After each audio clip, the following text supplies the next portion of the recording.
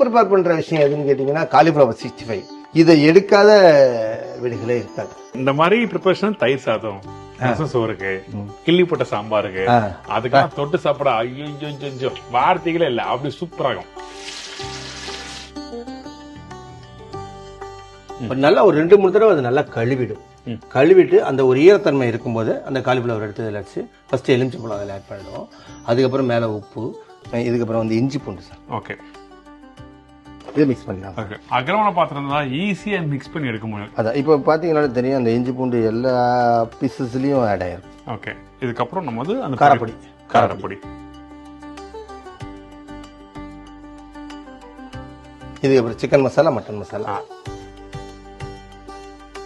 எல்லாம் போட்டு இப்போ நம்ம வந்து இந்த இதை வந்து நம்ம ரெடி பண்ணியாச்சு. சரி, இதுக்கப்புறம் அந்த மாவு ஐட்டம் அதில் சேர்க்கணும். கார்ன்ஃப்ளவர் மாவு. இதுக்கப்புறம் வந்து அரிசி மாவு சேர்க்கிறோம். போதும் சார். ஓகே, சோ இப்போ எல்லாத்தையும் நம்ம போட்டாச்சு. இதுக்கப்புறம் ஃப்ரை பண்ண போறோமா? ஆமா சார். சரி, ஓகே. இப்போ நம்ம கிட்ட இருக்க எண்ணெய் கோல்டு வினர் ஊத்தி நம்ம வந்து ஃப்ரை பண்ண போறோம். இப்போ நம்ம இதில் வந்து முன்னாடி இந்த பொடியெல்லாம் போட்டு நம்ம மிக்ஸ் பண்ணி வச்சோம். ஒரு 5 நிமிஷம் கழிச்சு நம்ம என்ன பண்ணோம் அப்படின்னு கேட்டீங்கன்னாக்கா அதில் தண்ணி தெளிச்சு மிக்ஸ் பண்ணோம். என்ன ரீசன் அப்படின்னு கேட்டீங்கன்னாக்கா அரிசி மாவு பிளஸ் கார்ன்ஃப்ளவர் மாவு இது ரெண்டுமே என்ன பண்ணோம் அப்படின்னு கேட்டீங்கன்னாக்கா அதுக்குள்ள இருக்கிற ஈரத்தை இது இழுத்தும். அப்போ மேலே இருக்கிற ஈரம் வந்து அதுக்கு பத்தாது. அப்போ பொரிக்கும் போது என்னன்னு கேட்டீங்கன்னா சாப்பிடும்போது கடுக்குன்னு இருக்கும். அந்த மாதிரி இல்லாமல் இருக்கிறதுக்கு தண்ணி தெளிச்சு அதை பிசைஞ்சிட்டோம்னு சொன்னோம்னாக்கா இப்போ இந்த ஈரப்பதம் கொஞ்சம் அதிகமாக கிடைச்சிடும்.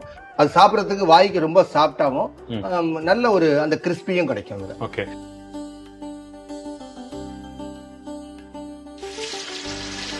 ரெடி ஆயிடுச்சு. ரெடி ஆயிடுச்சு. சரி, கொடுங்க.